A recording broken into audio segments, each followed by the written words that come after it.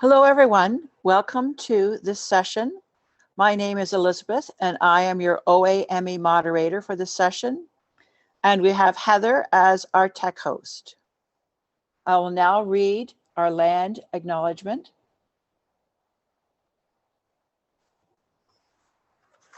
We are gathered together for this Ontario Mathematics Conference today, both at work and in our homes, on the ancestral lands and waters of all Indigenous peoples, including First Nations, Métis, and the Inuit peoples in Ontario, who have left their footprints on Mother Earth before us.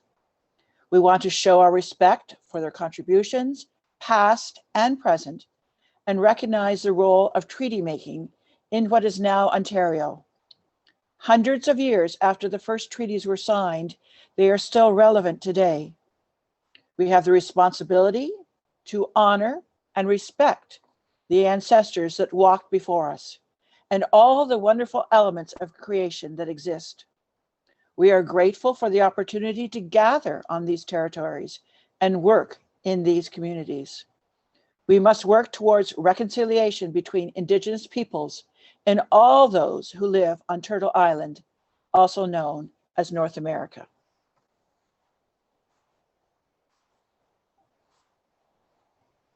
I would like to thank our sponsors. Question and answers will be either answered during or at the end of the session. We would ask that you put your questions in the chat. I remind you that we want your microphone on mute and your video is off so that it helps decrease the bandwidth. As we're going through the session, there is a possibility that we will break out into breakout rooms, and that will be decided during the flow of the workshop. If for some reason there's a question that is unable to be answered tonight, please check back in the session notes and they will be put in there. And if you have one later on or even tomorrow, please go to the session notes and write in your question. If you leave early, I will post the link to the survey in the chat. And having said that, I'd like to turn it over now to Nkechi and Amy for learning math with infographics. Thank you very much.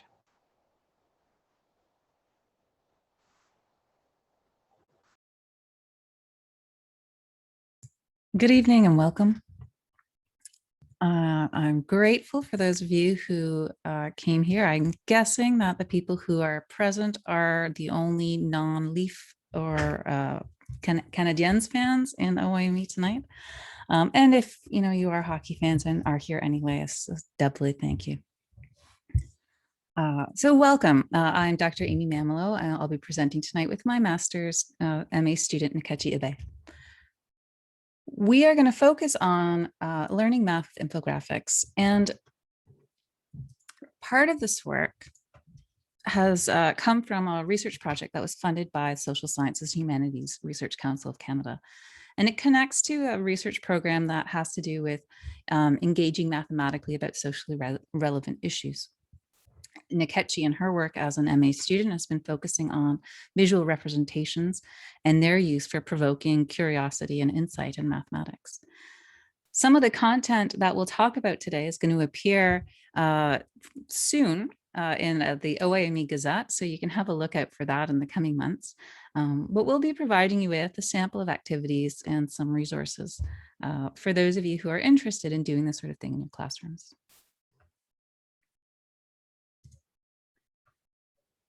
I wanted to throw a question out to everyone first.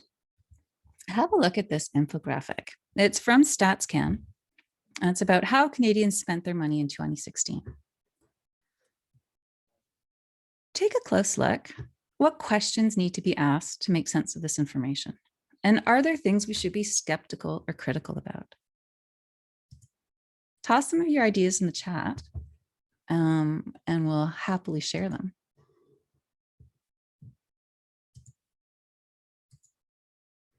Where and who is the data from?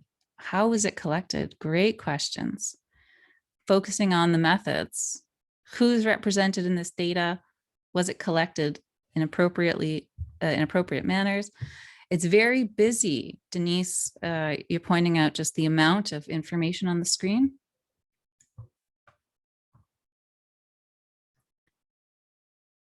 And how it's organized. So how our attention is directed, perhaps, because of that organization. The sample size. Tell me something about the sample size.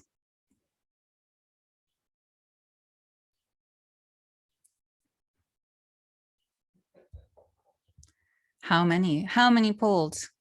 Is it enough? Is it the right? Is it a good split? Is it a representative sample? $8,000 in food per what? So what are the units here? Are we getting numbers without context?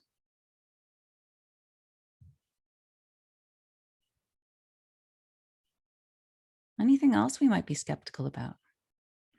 Average annual expenditure in goods is more than some households make. So that's an interesting observation. Can we trust that? Is it self-reported data or banking data? So again, questioning those methods. How did we generate this data? If we don't know how, are we able to make sense of it in this context?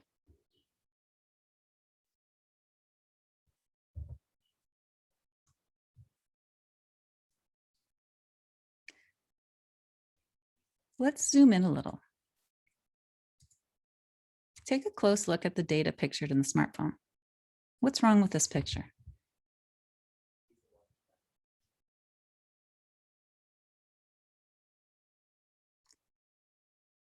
Oh, Jody, good call. Is that from, that's from here. So just picking up on the shelter costs and noticing that there are serious differences depending on where you are. Absolutely.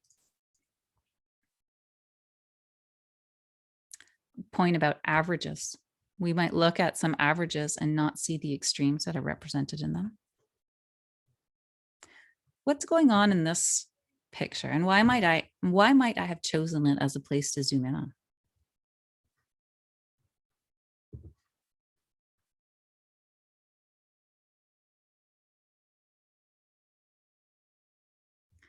Are the icons proportional to percentages?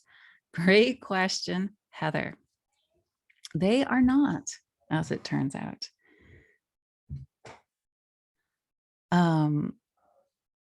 The look of the hand and the look of the food. Icons might not be recognizable to some, for sure. If we focus on this issue of proportionality, this is one of the ways that visual representations of data can sometimes mislead us. That little house that's 29%, that car that's 19%, that apple that's 14%, they're all pictured in the same size, but they represent a significantly different proportion of the population. So how might this picture need to change so that the size of the icons are proportional to the percentage they're meant to represent? What would that picture look like? And then what kind of mathematics might be involved? A pie chart is one example, absolutely. How else could we change the picture so that the icons are proportional to the percentage they represent?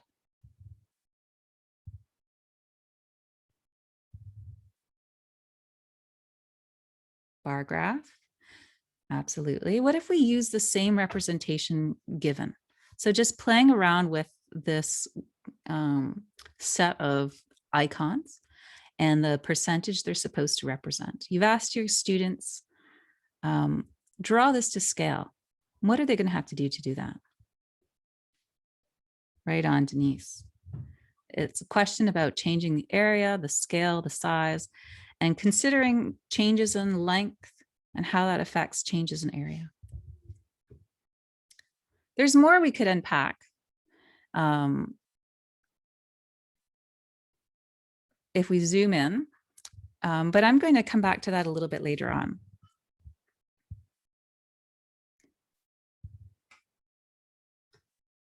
Why are we talking about infographics at all anyway?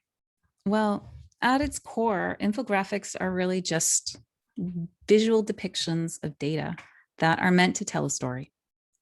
And in any story, you're going to get one side of things or part of the so-called truth. And visual representations give us a good insight into what's going on behind the data when lists of statistics can sometimes obscure that. You take the visual design element, the connection to real world issues that infographics often have, and the activity involved in actually creating and contributing to making infographics. Well, this can be a really powerful and engaging activity, a learning experience for students, and a stimulating tool to use, whether you're critiquing them or unpacking them as we just did, or are you building your own? In the session today, we'll focus on sort of two core strategies. One that uses critical thinking and questioning to unpack the math and infographics. Yeah, just kind of a light tour of that, I guess.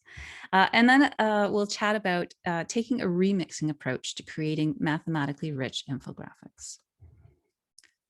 I say mathematically rich infographics because, as you'll have seen, I mean, infographics are pretty much everywhere these days. And there's quite a range in how they're created, what they look like. Some are just straight up pictures, maybe with a little bit of words, but not very much. Others balance the other end. Lots of text or lots of busy data, but the imagery isn't that compelling. In our work with using infographics in teaching, Nkechi and I developed a rating scale to engage students in critically appraising strengths or weaknesses of an infographic.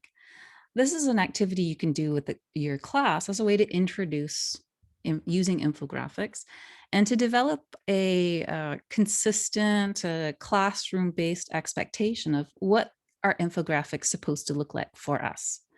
Depending on your grade, you might prioritize different bits of mathematics, different types of visuals, different language. And so an initial activity where kids get to voice their own ideas about what the infographic looks like is a great way to sort of get people's feedback. We'll invite you to take a minute or so to click on the form. The link is now in the chat. Thank you, Heather, for posting it in there. You'll see that I think there are 5 or 6 questions and asking to rank or rate the infographic we just looked at from StatsCan on a scale of 1 to 5, based on different aspects of what makes for a so-called good infographic.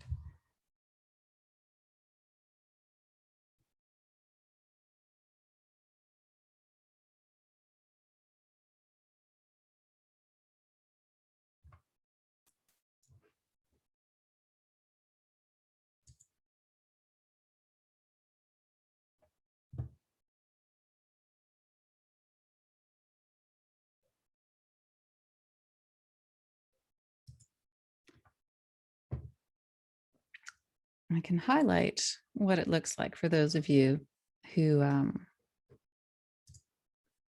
aren't quite there yet. The way we set up the form was to include the infographic on the screen so that there's not a lot of switching back and forth, but so that the kids can look at what they're analyzing and have that visual right there in front of them. The infographic, the proper, had a little bit more information than what we saw in our opening activity, but you can see it all here. The scale touches on like key elements of what an infographic kind of needs. And it's a decent way of breaking down the steps if you're looking for an activity where your students will create their own infographics. Compartmentalizing can really help you navigate that. And I'll talk more about that later on. But something that's important about an infographic is its visual and verbal appeal. Does it look cluttered? Because that can be confusing, as was pointed out in that first infographic.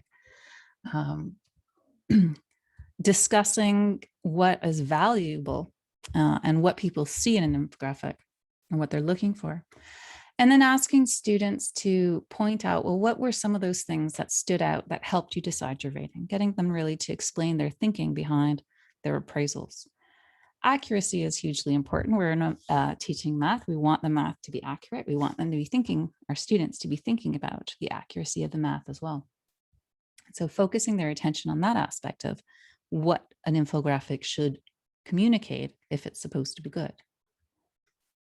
Connections is key. For us, again, the work is situated in developing a mathematically sound and informed understanding of important societal issues. So these connections to real world non-mathematical information are important.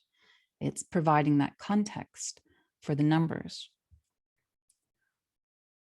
Attention to representation is also key. Just as in the picture with the squares that were misleading sizes, these representations go a long way to influencing our early reading of something. You look at something quickly, well, what jumps out at you? What's your takeaway?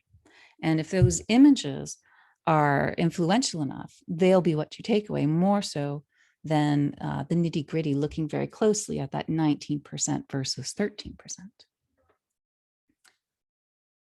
Audience and wow factor were the two last bits of the rating scale. This gives some flexibility depending on if you're working with grade 4 students, grade 9 students, whatever your group is, but the audience should be right for them. And wow factor, there is this design element to an infographic. You're telling something important, you want to capture people's attention, and you want it to look nice.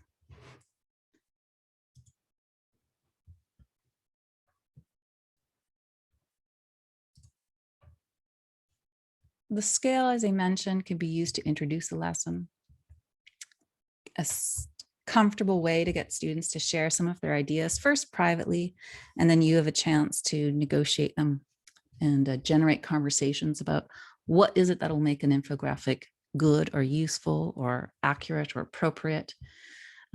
Conversations around the accuracy and misrepresentations in the visuals are really powerful and quite relevant to navigating really the world around us. These aspects of misrepresentation are sometimes referred to as proofiness. And Nkechi would love to tell you all about that. We'll save it for another year.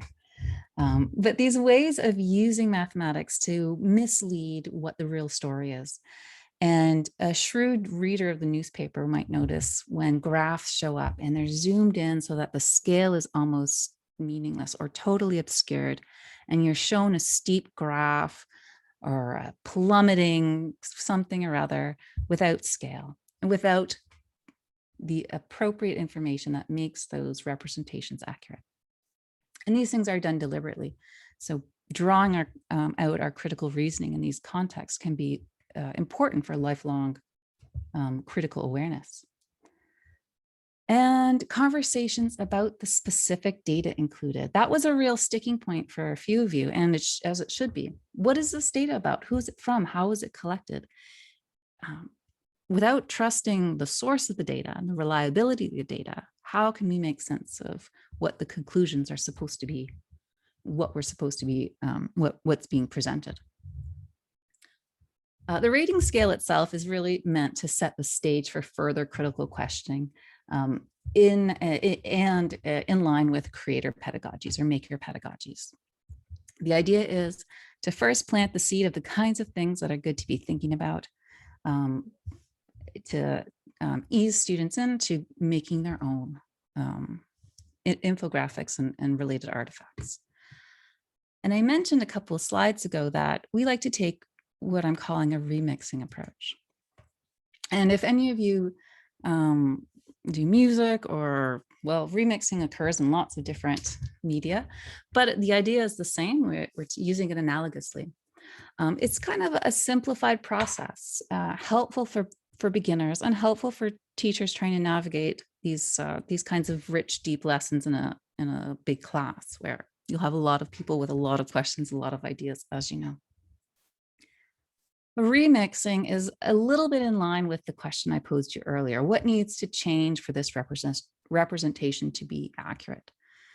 How can we build on something we've already got and improve it, change it, make it our own, add a creative flair? So some sample questions that you could use to initiate remixing. Well, thinking about what other data might we want to collect to better understand the issue? who could we poll? What questions could we ask? So I picked on methodology questions, as others did as well, but that wouldn't be the only piece to think about. In the chat, there were suggestions of using pie graphs instead. Is there a better visual representation that could be used? Why might it be better? What do you gain from using a pie chart versus this? And posing these sorts of questions gets not only the graphic design element, but the mathematical appropriateness and power of different charts, graphs, statistical representations. Something to keep in mind if you do use student-generated infographics is that it does take time to do them well, to make them more than just posters, because there can be quite a lot of math involved. If you're starting from scratch and collecting data and finding representations, that can be huge. But even if you're remixing, it takes time to do these things well. And if there is an artistic component to it, well, that always takes a little bit of time too. So we advocate using learning stations.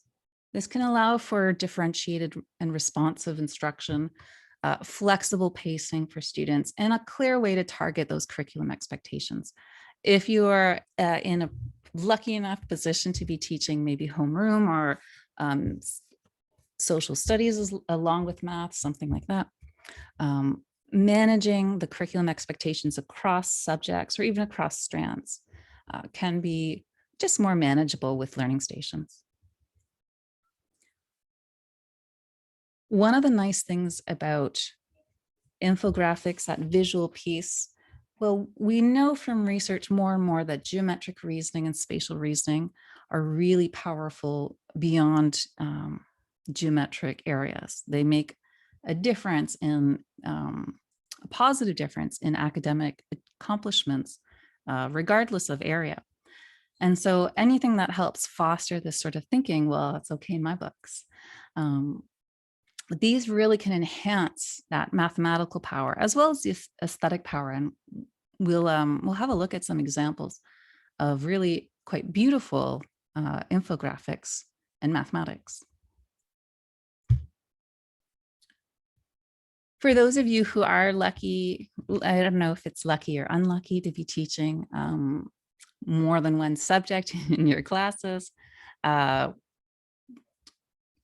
making those connections explicit for your students will help reinforce that meaning, keep their attention, but also help bring that criticality in mathematical thinking outside of just that math hour or however long. In the slides, in the notes that are posted online, you can find a whole bunch of infographic software that you might like to try out.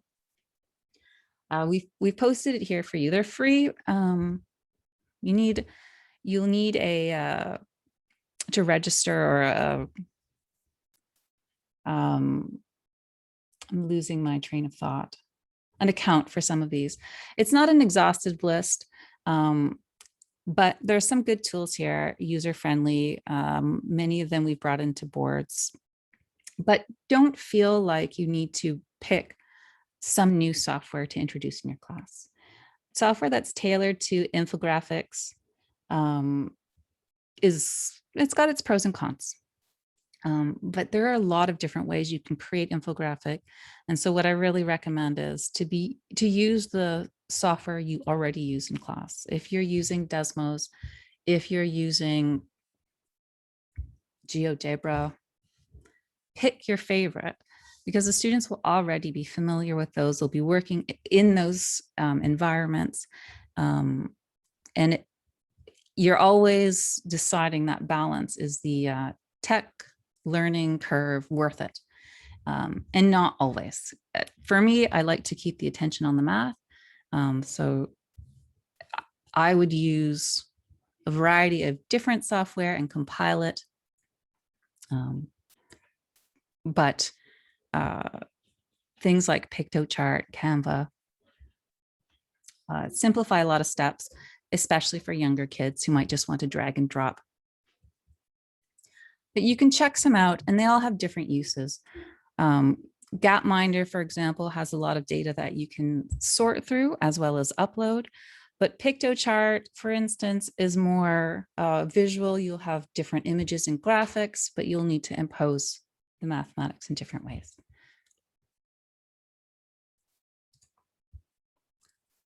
We're going to spend some time now in breakout conversation looking at a couple more examples of artistic infographics, ones that are a little less standard than the Stats Canada one we just looked at.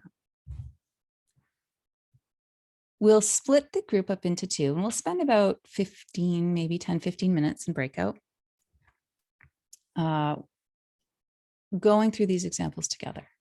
So I'll just stop the screen share for a moment.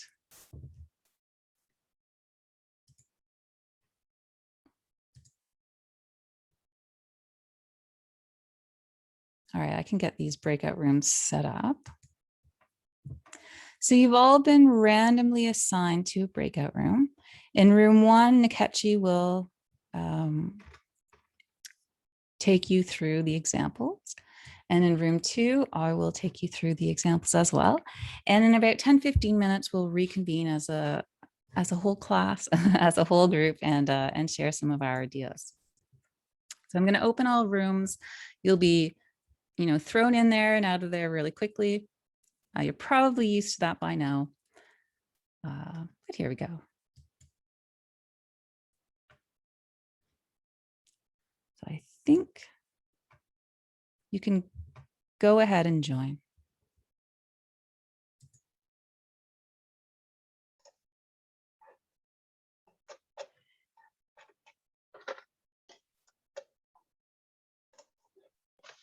If anyone's having any issues moving into breakouts or they haven't used that function before, feel free to stick that in the chat. I'm in the main room to help with that.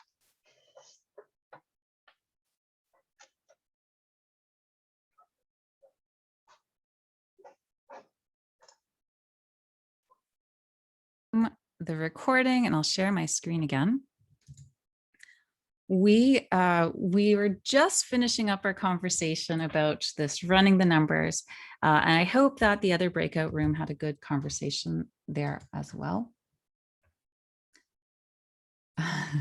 One of the things we were talking about is not everything needs to be done in a technical digital environment. And so these mosaics, for instance, can really nicely be done with found materials and Bristol board, engaging kids in quantifying an issue that's important to them, representing it as an artwork, and posting it around the building for other kids to see and engage with. We're going to transition into some like wrap up in a minute, but were there ideas or questions that came up in the other breakout that you might like to share with the group, or in either breakout that we might like to share with the group? Nkechi, maybe you have some ideas. Actually, we were talking about the three graphs, the one from Something Beautiful, the second one, yeah, the one on world hunger. The lines are very confusing. The message is not really very clear. It's as if they have an intended story. What are the yellow lines? So it's not really very straightforward. And the last one is just a lot is going on there. What is going on here? And it's not always clear. There is a lot of messiness in here. And I think that would actually take us a good long time to unpack. So I'm reluctant to do it. One of the things that's powerful is the variety of imagery that's useful, but it also can be confusing. It's worth taking the time and making the right choice for your class. Bringing something that's overly confusing. This is pretty confusing, this one. It might be a good discussion piece. What needs to change to make this more clear? What aspects of it are totally bewildering? What aspects of it, so what do you think these red lines are suggesting? And can we make sense of the yellow lines from there? Things that raise those critical questions are powerful, especially when tackling infographics that look a little bit confusing or nonsensical or overwhelming. Did you guys have a chance to have a look at running the numbers? No, I didn't know if I should go there. So No problem, no problem. For people in breakout too, the link will be provided at the end and in the session notes. So do check it out. This is a really cool, I think, really cool art gallery. All of the imagery there is these mosaics, and if you can see the small font, the mosaics depict some rate of consumption. And in this case, it's 240,000 plastic bags that are consumed around the world every 10 seconds. And we can engage students in unpacking the mathematics here in different ways, thinking about what happens, like how are you appreciating scale when you zoom in and out of the picture. It's very interesting, nice dynamic imagery, but also taking a detailed look at the mathematics, the number crunching underneath. Well, since we have about five minutes until a question period, we'll wrap up with some just key ideas, tips, and takeaways for those of you who'd like to introduce infographics into your teaching.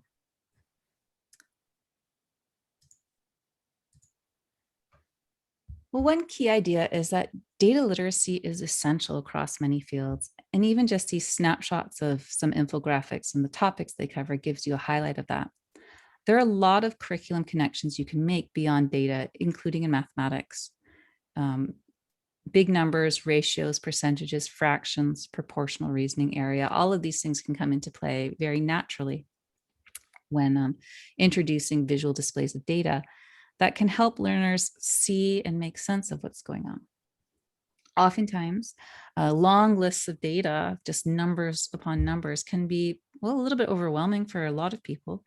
But also not very sensible. It's hard to see the story behind lists of numbers.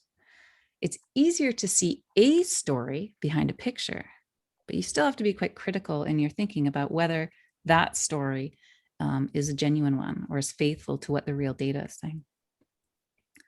Depictions of data can only ever show us part of that picture, and so it's important to question what we see. Different representations might be appropriate for different contexts. And imagery can be misleading, and this can influence our perceptions. Even things like choices in color can raise questions about what the intentions are. And interacting with data is important for developing understanding. The more we interact with data, the more natural some of these questions become. If we have some experience collecting survey data, creating polls, asking questions, then we have a sense of, well, what question was asked to this participant that they would give you, where you could get 34% achievement as the result? So what are some tips? Well, I mentioned taking a modular approach can be helpful for meeting learning goals. So setting up learning stations to tackle big concepts like accuracy and precision, proportional reasoning, representations, switching between representations. So being able to go back and forth between that picture and the numerical data behind it. How messaging and concise language can be powerful and important for infographics. And then thoughts about context and imagery. What is the story you're trying to tell? What is the issue you're trying to tackle? Who needs to know about it? Who needs to be polled for it? And how can we best depict those important pieces? For something like this, it's always useful to take a combined approach, include individual learning opportunities with group discussion, collaboration, and sharing, particularly if you have students with a lot of different strengths. Heterogeneous groupings can go a long way to making different students encouraging different students to participate and share their talents in different ways.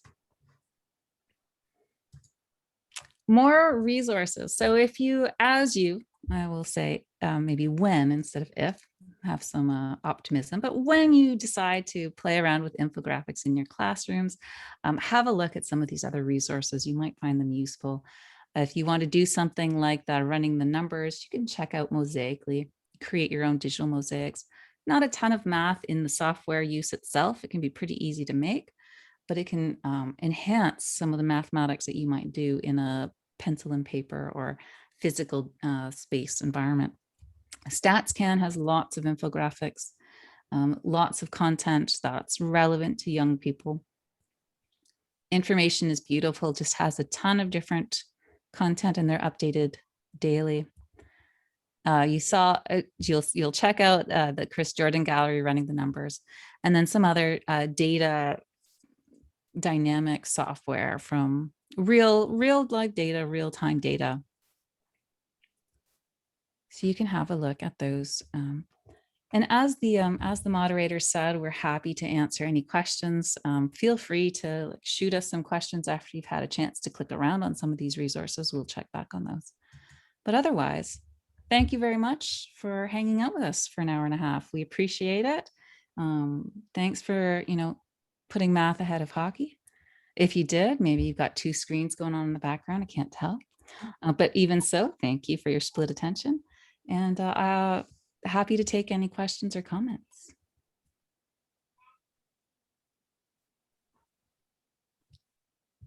I think we can probably get people to allow their mics to unmute.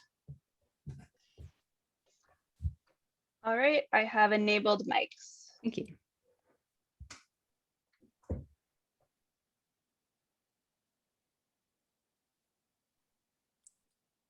And if there are no questions, well, thank you and good night. Thank you very much.